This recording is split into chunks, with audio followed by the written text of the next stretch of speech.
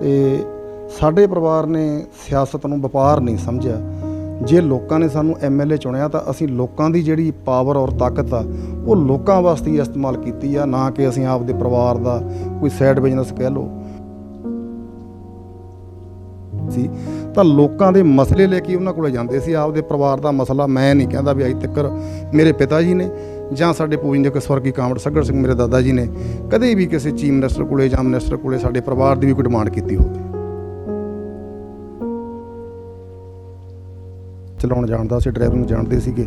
ਫਿਰ ਮੈਂ ਬੱਸ ਚਲਾਈ ਉੱਥੇ ਢੁੱਡੀ ਕੇ ਨੌਰਥ ਵੈਸਟ ਕਾਲਜ, ਔਰ ਮੇਰੀ ਮਿਸਿਜ ਨੇ ਸਰਪੰਚ ਬਣਨ ਤੋਂ ਪਹਿਲਾਂ ਜੀਤੇ ਜਿਹੜੀ ਫੈਕਟਰੀ ਆ ਉਹਦੇ ਵਿੱਚ ਵੀ ਕੰਮ ਕੀਤਾ, ਔਰ ਨਰੇਗਾ ਜਿਹੜੀ ਪਿੰਡ ਦੇ ਵਿੱਚ ਲੇਬਰ ਕੰਮ ਕਰਦੀ ਆ ਉਹਨਾਂ ਦੇ ਨਾਲ ਨਰੇਗਾ ਦੇ ਵਿੱਚ ਵੀ ਉਹਨਾਂ ਦਿਹਾੜੀਆਂ ਕੀਤੀਆਂ। ਇੱਕੋ ਹੀ ਨਿਮਰਤਾ ਹੈ ਤੇ ਬੇਨਤੀ ਆ ਵੀ ਸਾਡੇ ਪਰਿਵਾਰ ਨੂੰ ਆ ਕੇ ਸਾਡੇ ਖੈਰ ਸੁੱਖ ਪੁੱਛੀ ਜਾਵੇ। ਇਦੋਂ ਵੱਧ ਅਸੀਂ ਸਿਆਸੀ ਬੰਦਿਆਂ ਤੋਂ ਹੋਰ ਕੁਝ ਵੀ ਨਹੀਂ ਚਾਹੁੰਦੇ ਵੀ ਸਾਨੂੰ ਜੀ ਕੋਈ ਵਜ਼ੀਰੀ ਦੀ ਜਾਂ ਸਾਨੂੰ ਕੋਈ ਚੇਅਰਮੈਨੀ ਦੀ ਜਾਂ ਕਿ ਅਹੁਦੇ ਦੀ ਲਾਲਚ ਆ।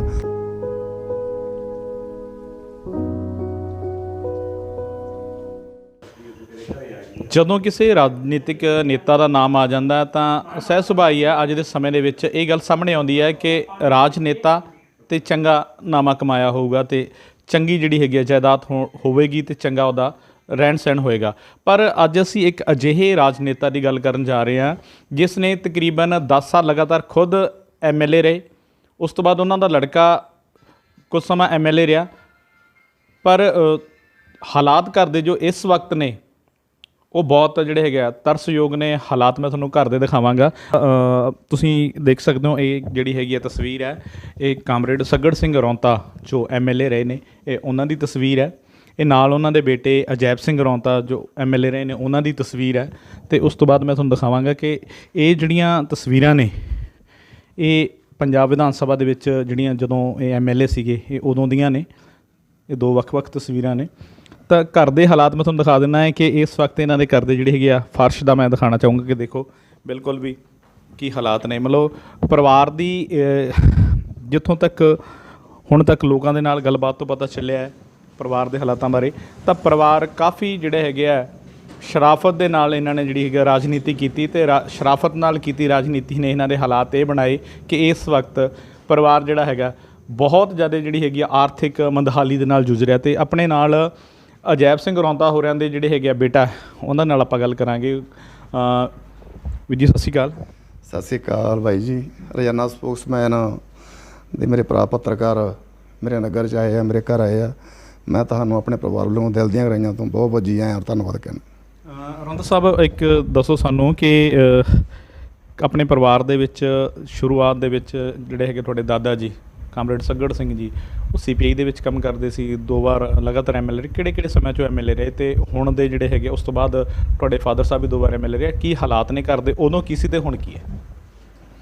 ਮੇਰਾ ਪਰਿਵਾਰ ਜਿਹੜਾ ਹੈਗਾ ਜੀ ਪਹਿਲਾਂ ਤੋਂ ਅਸੀਂ ਭਾਰਤ ਕਮਿਊਨਿਸਟ ਪਾਰਟੀ ਜਿਹੜੀ ਹੈਗੀ ਆ CPI ਦੇ ਵਫਾਦਾਰ ਸਿਪਾਹੀ ਰਹੇ ਹਾਂ। ਮੇਰੇ ਦਾਦਾ ਜੀ ਪੂਜਨੀਕ ਸਵਰਗੀ ਕਾਮਰੇਡ ਸੱਘੜ ਸਿੰਘ ਮੈਂਬਰ ਪੰਚਾਇਤ ਪਿੰਡ ਦੇ ਵਿੱਚ ਚੁਣੇ ਗਏ। ਮੈਂਬਰ ਪੰਚਾਇਤ ਚੁਣਨ ਤੋਂ ਬਾਅਦ ਦੇ ਵਿੱਚ ਬਲਾਕ ਸਮਿਤੀ ਮੈਂਬਰ ਬਣੇ, ਔਰ 1972 ਦੇ ਵਿੱਚ ਲੋਕਾਂ ਨੇ ਜਦੋਂ ਵੇਖਿਆ ਵੀ ਇਮਾਨਦਾਰ ਇਨਸਾਨ ਆ, ਫਿਰ ਭਾਰਤੀ ਕਮਿਊਨਿਸਟ ਪਾਰਟੀ ਦੇ ਜਿਹੜੇ ਘੋਲ ਸੀਗੇ ਸਿਆਸੀ ਘੋਲਾਂ ਦੇ ਵਿੱਚ ਉਹਨਾਂ ਨੇ ਵੱਧ ਚੜ੍ਹ ਕੇ ਹਿੱਸਾ ਲਿਆ। ਔਰ 1972 ਦੇ ਵਿੱਚ ਗਿਆਨੀ ਜੈਲ ਸਿੰਘ ਜਦੋਂ ਪੰਜਾਬ ਦੇ ਮੁੱਖ ਮੰਤਰੀ ਬਣੇ ਆ, ਉਸ ਸਰਕਾਰ ਦੇ ਵਿੱਚ ਭਾਰਤੀ ਕਮਿਊਨਿਸਟ ਪਾਰਟੀ ਵੱਲੋਂ ਹਲਕਾ ਨਿਹਾਲ ਸਿੰਘ ਵਾਲਾ ਤੋਂ 1972 ਵਿੱਚ ਪਹਿਲੀ ਵਾਰ MLA ਬਣ ਕੇ ਪੰਜਾਬ ਦੀ ਵਿਧਾਨ ਸਭਾ ਵਿੱਚ ਪਹੁੰਚੇ।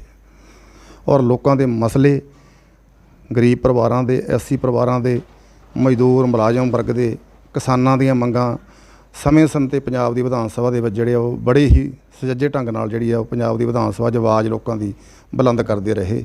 ਇਸੇ ਕਰਕੇ ਲਗਾਤਾਰ ਹੀ ਫਿਰ ਉਹਨਾਂ ਨੇ ਸਿਆਸਤ ਦੇ ਵਿੱਚ ਲੋਕਾਂ ਦੇ ਨਾਲ ਆਪਦਾ ਪਿਆਰ ਬਣਾਇਆ, ਔਰ ਉਸ ਪਿਆਰ ਦੀ ਬਦੌਲਤ ਹੀ ਫਿਰ ਉਹ ਦੂਜੀ ਵਾਰ ਚੋਣ ਲੜੇ। ਸਰਜੀਤ ਸਿੰਘ ਬਰਨਾਲਾ ਦੀ ਸਰਕਾਰ ਜਦ ਬਣੀ ਉਹ ਚੋਣ ਹਾਰ ਗਏ ਸੀ। ਥੋੜ੍ਹੇ ਮਹੀਨੇ ਉਹ ਸਰਕਾਰ ਚੱਲੀ। ਉਸ ਤੋਂ ਬਾਅਦ ਫਿਰ ਮੇਰੇ ਦਾਦਾ ਜੀ ਨੂੰ ਹਲਕਾ ਨਿਹਾਲ ਸਿੰਘ ਵਾਲਾ ਤੋਂ 1985-86 'ਚ ਕੈਰੋਂ ਦੀ ਸਰਕਾਰ ਦੇ ਵਿੱਚ MLA ਬਣਾ ਕੇ ਲੋਕਾਂ ਨੇ ਪੰਜਾਬ ਦੀ ਵਿਧਾਨ ਸਭਾ ਦੇ ਵਿੱਚ ਭੇਜਿਆ। ਲਗਾਤਾਰ ਤੁਹਾਡੇ ਫਾਦਰ ਸਾਹਿਬ 2 ਵਾਰ, ਜਿਹੜੇ ਦਾਦਾ ਜੀ ਆ 2 ਵਾਰ MLA ਰਹੇ। ਉਸ ਤੋਂ ਬਾਅਦ ਤੁਹਾਡੇ ਫਾਦਰ ਸਾਹਿਬ ਵੀ MLA ਰਹੇ ਸੀਗੇ। ਅਤੇ ਕਿ ਇਹ ਘਰ ਦੇ ਹਾਲਾਤ ਫਿਰ ਹੁਣ ਅਜਿਹੇ ਕਿਉਂ ਬਣੇ, ਕੀ ਕਾਰਨ ਆ? ਕਿਉਂਕਿ ਜਦੋਂ ਕੋਈ ਵੇਖਣ ਚਾਹੁੰਦਾ ਕਿ ਪਰਿਵਾਰ ਦਾ ਇੱਕ ਮੈਂਬਰ ਵੀ ਇੱਕ ਵਾਰ ਐਮਐਲਏ ਬਣ ਜੇ ਤਾਂ ਉਸ ਤੋਂ ਬਾਅਦ ਉਹਦੀਆਂ ਦਾ ਪੁਸ਼ਤਾਂ ਜਿਹੜੀਆਂ ਬੈਠ ਕੇ ਖਾਂਦੀਆਂ, ਤਾਂ ਫਿਰ ਤੁਹਾਡੇ ਘਰ ਦੇ ਹਾਲਾਤ ਅਜਿਹੇ ਕਿਉਂ? ਬਾਈ ਜੀ, ਜਿਹੜੀ ਭਾਰਤੀ ਕਮਿਊਨਿਸਟ ਪਾਰਟੀ ਆ ਉਹ ਗਰੀਬ ਪਰਿਵਾਰਾਂ ਦੀ ਜਮਾਤ ਆ, ਔਰ ਗਰੀਬੀ ਰੇਖਾ ਦੇ ਵਿੱਚ ਉੱਠ ਕੇ ਜਿਹੜਾ ਬੰਦਾ ਉਹ ਸਿਆਸਤ ਦੇ ਵਿੱਚ ਜਾਂਦਾ, ਕਾਮਰੇਡ ਕਹਿਣਾ ਤੇ ਕਾਮਰੇਡ ਬਣਨਾ ਬਹੁਤ ਵੱਡਾ ਅੰਤਰ ਆ। ਪਰ ਕਾਮਰੇਡਾਂ ਦੇ ਜਿਹੜੇ ਐਮਐਲਏ ਉਸ ਸਮੇਂ ਦੇ ਵਿੱਚ ਬਣੇ ਆ, ਉਹ ਐਮਐਲਏਆਂ ਦੀਆਂ ਕੁਛ ਤਨਖਾਹਾਂ ਪਾਰਟੀ ਲੈਂਦੀ ਸੀ, ਤਨਖਾਹਾਂ ਵਿੱਚੋਂ ਪਾਰਟੀ ਲੈਂਦੀ ਸੀ। ਕੁਛ ਤਨਖਾਹ ਜਿਹੜੀ ਤੁਹਾਨੂੰ ਪਤਾ ਉਹਨਾਂ ਟਾਈਮ ਤਨਖਾਹਾਂ ਵੀ ਘੱਟ ਸੀ ਐਮਐਲਏ ਦੀਆਂ। ਅਤੇ ਸਾਡੇ ਪਰਿਵਾਰ ਨੇ ਸਿਆਸਤ ਨੂੰ ਵਪਾਰ ਨਹੀਂ ਸਮਝਿਆ। ਜੇ ਲੋਕਾਂ ਨੇ ਸਾਨੂੰ ਐਮਐਲਏ ਚੁਣਿਆ ਤਾਂ ਅਸੀਂ ਲੋਕਾਂ ਦੀ ਜਿਹੜੀ ਪਾਵਰ ਔਰ ਤਾਕਤ ਆ ਉਹ ਲੋਕਾਂ ਵਾਸਤੇ ਹੀ ਇਸਤੇਮਾਲ ਕੀਤੀ ਆ, ਨਾ ਕਿ ਅਸੀਂ ਆਪਦੇ ਪਰਿਵਾਰ ਦਾ ਕੋਈ ਸਾਈਡ ਬਿਜ਼ਨਸ ਕਹਿ ਲਓ, ਕੋਈ ਬੱਸ ਪਰਮਿਟ ਕਹਿ ਲਓ, ਕੋਈ ਪੈਟਰੋਲ ਪੰਪ ਕਹਿ ਲਓ, ਗੈਸ ਏਜੰਸੀ ਕਹਿ ਲਓ। ਹਾਲਾਂਕਿ ਸਾਡੇ ਸਰਕਾਰਾਂ ਦੇ ਵਿੱਚ ਜਿਹੜੇ ਮੁੱਖ ਮੰਤਰੀ ਐਮਐਲਏ ਅਸੀਂ ਆਪੋਜੀਸ਼ਨ ਦੇ ਸੀਗੇ, ਸਾਡੇ ਬਜ਼ੁਰਗ, ਔਰ ਅਸੀਂ ਸਮੇਂ-ਸਮੇਂ ਦੇ ਮਿਨਿਸਟਰ ਔਰ ਸਰਕਾਰ ਸਾਡੇ ਪਰਿਵਾਰ ਦਾ ਔਰ ਸਾਡੇ ਬਜ਼ੁਰਗਾਂ ਦਾ ਬੜਾ ਹੀ ਮਾਣ ਸਤਿਕਾਰ ਜਿਹੜਾ ਹੈਗਾ ਉਹ ਕਰਦੇ ਸੀ। ਔਰ ਜਿਹੜੇ ਵੀ ਕੰਮ ਉਹ ਕਹਿੰਦੇ ਸੀ ਉਹਨਾਂ ਦੇ ਪਹਿਲ ਦੇ ਆਧਾਰ 'ਤੇ ਉਹ ਕੰਮ ਹੁੰਦੇ ਸੀ, ਕਿਉਂਕਿ ਉਹ ਕੰਮ ਲੋਕਾਂ ਦੇ ਜਦੋਂ ਕਿਸੇ ਐਮਐਲਏ ਜਾਂ ਮਿਨਿਸਟਰ ਜਾਂ ਪੋਲੀਟੀਕਲ ਬੰਦੇ ਨੂੰ ਜਾਂ ਕਿਸੇ ਡਿਪਾਰਟਮੈਂਟ ਦੇ ਅਫਸਰ ਨੂੰ ਮਿਲਣਾ ਹੁੰਦਾ ਸੀ ਤਾਂ ਲੋਕਾਂ ਦੇ ਮਸਲੇ ਲੈ ਕੇ ਉਹਨਾਂ ਕੋਲ ਜਾਂਦੇ ਸੀ। ਆਪਦੇ ਪਰਿਵਾਰ ਦਾ ਮਸਲਾ ਮੈਂ ਨਹੀਂ ਕਹਿੰਦਾ ਵੀ ਅੱਜ ਤੱਕ ਮੇਰੇ ਪਿਤਾ ਜੀ ਨੇ ਜਾਂ ਸਾਡੇ ਪੂਜਨੀਕ ਸਵਰਗੀ ਕਾਮਰੇਡ ਸੱਘੜ ਸਿੰਘ ਮੇਰੇ ਦਾਦਾ ਜੀ ਨੇ ਕਦੇ ਵੀ ਕਿਸੇ ਚੀਫ ਮਿਨਿਸਟਰ ਕੋਲੇ ਜਾਂ ਮਿਨਿਸਟਰ ਕੋਲੇ ਸਾਡੇ ਪਰਿਵਾਰ ਦੀ ਵੀ ਕੋਈ ਡਿਮਾਂਡ ਕੀਤੀ ਹੋਵੇ। ਤੁਹਾਡੇ ਫਾਦਰ ਸਾਹਿਬ ਹੋਣਾ ਤੋਂ ਬਾਅਦ ਜਿਹੜਾ ਹੈਗਾ ਪਰਿਵਾਰ ਦੇ ਵਿੱਚ ਹੋਰ ਕਦੇ ਕੋਈ ਸਰਪੰਚ ਜਾਂ ਪੰਚਾਇਤ ਮੈਂਬਰ ਜਾਂ ਕੋਈ ਐਮਐਲਏ ਦੀ ਚੋਣ ਕੋਈ ਲੜਿਆ?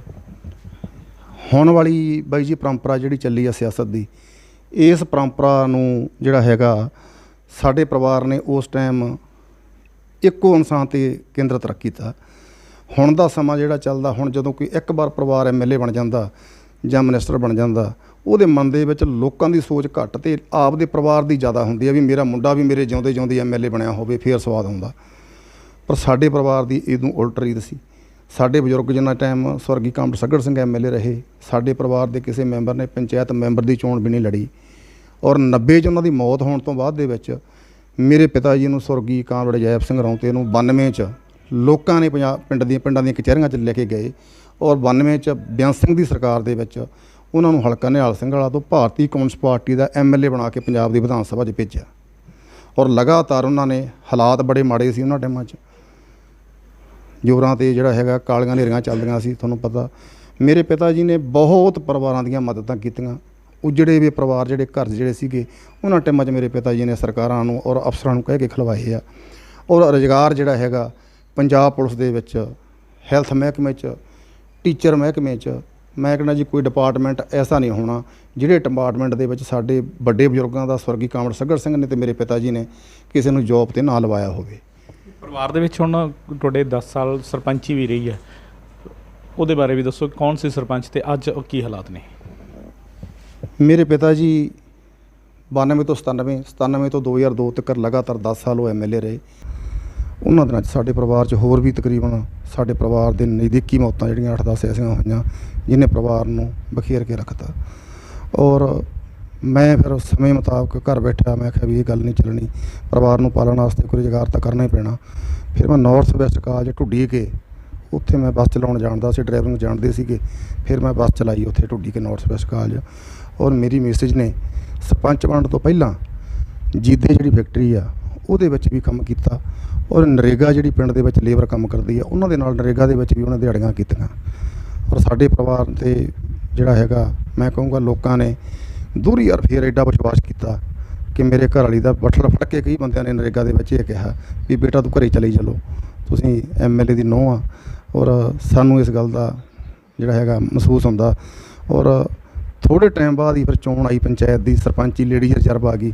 ਫਿਰ ਮੇਰੀ ਮਿਸੇਜ ਨੂੰ ਲੋਕਾਂ ਨੇ ਭਾਰੀ ਬਹੁਮਤ ਨਾਲ ਜਿਹੜਾ ਹੈਗਾ 915 ਵੋਟਾਂ ਦੇ ਸਰਪੰਚੀ ਦੀ ਜਿਹੜੀ ਹੈਗੀ ਚੋਣ ਉਹ ਭਾਰੀ ਬਹੁਮਤ ਨਾਲ ਸਰਪੰਚ ਜਿਤਾਈ। ਅਤੇ ਮਜੂਸ ਮਨ ਨਾਲ ਮੈਨੂੰ ਇਹ ਗੱਲ ਕਹਿਣੀ ਪੈਂਦੀ ਆ ਵੀ ਸਮੇਂ ਦੇ ਜਿਹੜੇ ਸਿਆਸਤਦਾਨ ਆ ਉਹਨਾਂ ਨੂੰ ਇਕੱਲੇ ਜਿਹੜੇ ਕੋਈ ਸਿਆਸੀ ਪਰਿਵਾਰ ਰਹਿ ਗਏ ਆ, ਇਕੱਲੇ ਉਹਨਾਂ ਦੀ ਜਿਹੜੀ ਹੈਗੀ ਆ ਮੈਂ ਚਾਹੁੰਦਾ ਵੀ ਬਿੜਕਣੀ ਕਰਨੀ ਚਾਹੀਦੀ, ਲੈਣੀ ਚਾਹੀਦੀ। ਜਿਹੜੇ ਆਮ ਪਿੰਡਾਂ 'ਚੋਂ ਵਰਕਰ ਲੋਕ ਬੈਠੇ ਆ, ਜਿਹੜੇ ਗਰੀਬ ਮੱਧ ਵਰਗੀ ਲੋਕ ਆ, ਜਿਹੜੇ ਜਾਂ ਹੁਣ ਪਿੱਛੇ ਜੇ ਦੇਖਿਆ ਆਪਾਂ ਕਿਸਾਨਾਂ ਦਾ ਘੋਲ ਤੁਹਾਡੇ ਸਾਹਮਣੇ, ਦਿੱਲੀ ਲੋਕ ਕਦੋਂ ਦੇ ਖੱਜਲ ਖਰਾਬ ਹੋ ਰਹੇ ਆ। ਸਮੇਂ ਦੀਆਂ ਸਰਕਾਰਾਂ ਨੂੰ ਵੀ ਮੈਂ ਚਾਹੁੰਦਾ ਵੀ ਇਕੱਲੇ ਸਾਡੇ ਪਰਿਵਾਰ ਵੱਲ ਜਿਹੜੀ ਹੈਗੀ ਗੌਰ ਨਹੀਂ ਕਰਨੀ ਚਾਹੀਦੀ।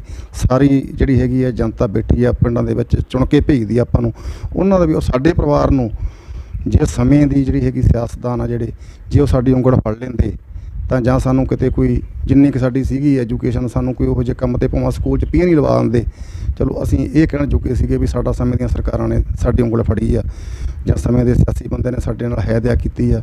ਮੇਰੇ ਪਿਤਾ ਜੀ ਦੇ ਔਰ ਮੇਰੇ ਭਰਾ ਦੇ ਭੋਗ 'ਤੇ ਸੋਗ ਸੰਦੇਸ਼ ਤਾਂ ਬੜੇ ਮਿਨਿਸਟਰਾਂ ਦੇ ਆਏ ਆ, ਸੈਂਟਰ 'ਚੋਂ ਵੀ ਆਏ ਆ, ਪੰਜਾਬ 'ਚੋਂ ਵੀ ਆਏ ਆ, ਪਰ ਜਿਹੜਾ ਹੈਗਾ ਸਾਡੇ ਪਰਿਵਾਰ ਨੂੰ ਜੋ ਹੱਕ ਸੀਗਾ ਅਸਲ, ਉਹ ਹੱਕ ਮੈਂ ਕਹਿਣਾ ਵੀ ਉਸ ਤੋਂ ਵਾਂਝੇ ਰਹੇ ਹਾਂ ਅਸੀਂ। ਤਾਂ ਸਮਝਦੇ ਹੋਏ ਅੱਗੇ ਸੜਕ ਜਾ ਰਹੀ ਹੈ ਮੂਹਰੇ ਸਾਡੇ ਘਰ ਦੇ, ਇਹ ਸਮੇਂ ਮੁਤਾਬਕ ਉੱਚੀ ਹੋਈ ਜਾਂਦੀ ਹੈ, ਨਾਲੀਆਂ ਨਾਲੇ ਉੱਚੇ ਹੋਈ ਜਾਂਦੇ ਆ, ਘਰ ਨੀਵੇਂ ਹੋਈ ਜਾਂਦੇ ਆ।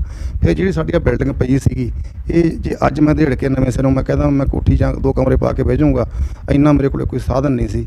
ਇਸੇ ਕਰਕੇ ਇਸੇ ਫਰਸ਼ਾਂ ਨੂੰ ਜਿਹੜਾ ਹੈਗਾ ਸੀ ਭੰਨ ਤੋੜ ਕਰਕੇ ਹੁਣ ਉੱਚਾ ਕਰਨ ਦੀ ਕੋਸ਼ਿਸ਼ ਕੀਤੀ ਆ ਵੀ ਚਲੋ ਪਾਣੀ ਇੱਕ ਵਾਰੀ ਮੀਂਹ ਦਾ ਜਿਹੜਾ ਪੈਂਦਾ ਉਹ ਅੰਦਰ ਵੜਦਾ ਸੀ, ਉਹ ਨਿਕਲ ਘਰ ਦਾ ਗੁਜ਼ਾਰਾ ਜੀ। ਬਸ ਸਹੀ ਗੱਲ ਪੁੱਛੋ ਤਾਂ ਕੋਈ ਭੈਣ ਭਾਈ ਮਦਦ ਕਰਦੇ ਆ, ਕੋਈ ਦੁੱਧ ਦੀ ਕਿਡਲੀ ਦੇ ਦਿੰਦਾ, ਕੋਈ ਕਿਸੇ ਟਾਈਮ ਇੱਥੋਂ ਤੱਕ ਵੀ ਆ ਵੀ ਸਬਜ਼ੀ ਭਾਜੀ ਵੀ ਦੇ ਜਾਂਦੇ ਆ ਭੈਣ ਭਾਈ, ਜਿਹੜੇ ਸਾਡੇ ਪਰਿਵਾਰ ਨੂੰ ਪਿਆਰ ਕਰਨ ਵਾਲੇ ਲੋਕ ਆ ਨਾ। ਅੱਜ ਵੀ ਸਾਡਾ ਨਗਰ ਦੇ ਵਿੱਚ ਮੈਂ ਕਹੂੰਗਾ ਵੀ ਸਾਡਾ ਨਗਰ ਬਹੁਤ ਵਧੀਆ ਜੀ। ਸਾਡੇ ਨਗਰ ਦਾ ਅਸੀਂ ਦੇਣ ਨਹੀਂ ਦੇ ਸਕਦੇ, ਪਰ ਮੇਰੀ ਤੁਹਾਡੇ ਚੈਨਲ ਦੇ ਮਾਧਿਅਮ ਰਾਹੀਂ ਇੱਕੋ ਹੀ ਨਿਮਰਤਾ ਸਹਿਤ ਬੇਨਤੀ ਆ ਵੀ ਸਾਡੇ ਪਰਿਵਾਰ ਨੂੰ ਆ ਕੇ ਸਾਡੇ ਖੈਰ ਸੁੱਖ ਪੁੱਛੀ ਜਾਵੇ।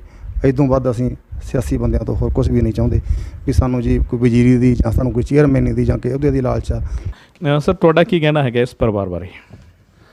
ਸਾਡਾ ਜੀ ਇਹ ਕਹਿਣਾ ਸਰਕਾਰ ਨੂੰ ਕਿ ਜੋ ਵੀ ਇਸ ਪਰਿਵਾਰ ਦੇ ਉੱਤੇ ਬਹੁਤ ਜ਼ਿਆਦਾ ਇਹਨਾਂ ਨੇ ਪਿੰਡ ਦੇ ਲੋਕਾਂ ਦੀ ਜਾਂ ਹੋਰ ਵੀ ਨਗਰ ਦੇ ਹਲਕੇ ਦੇ ਲੋਕਾਂ ਦੀ ਬਹੁਤ ਜ਼ਿਆਦਾ ਮਦਦ ਕੀਤੀ ਆ, ਪਰ ਅੱਜ ਇਸ ਹਲਕੇ ਦੇ ਲੋਕਾਂ ਨੇ ਇਹਨਾਂ ਦਾ ਸਾਥ ਦੇਣ ਵਾਸਤੇ ਬਹੁਤ ਜ਼ਿਆਦਾ ਸਹਿਯੋਗ ਦਿੱਤਾ ਸੀ, ਪਰ ਫਿਰ ਵੀ ਇਹਨਾਂ ਦੀ ਸਰਕਾਰ ਨੇ ਕੋਈ ਗੱਲਬਾਤ ਨਹੀਂ ਸੁਣੀਗੀ। ਪਰ ਅੱਜ ਅਸੀਂ ਸਰਕਾਰ ਨੂੰ ਇਹ ਬੇਨਤੀ ਕਰਦੇ ਹਾਂ ਕਿ ਇਹਨਾਂ ਦਾ ਸਾਥ ਵੱਧ ਤੋਂ ਵੱਧ ਦੇਵੋ। ਅੱਜ ਵੀ ਅਸੀਂ ਇਹਨਾਂ ਦੇ ਨਾਲ ਖੜੇ ਹਾਂਗੇ। ਅੱਜ ਅਸੀਂ ਤੁਹਾਨੂੰ ਮਿਲਵਾਇਆ ਕਾਮਰੇਡ ਸੱਗੜ ਸਿੰਘ ਰੌਂਤਾ ਔਰ ਕਾਮਰੇਡ ਅਜੈਬ ਸਿੰਘ ਰੌਂਤਾ ਦੇ ਪਰਿਵਾਰ ਦੇ ਨਾਲ।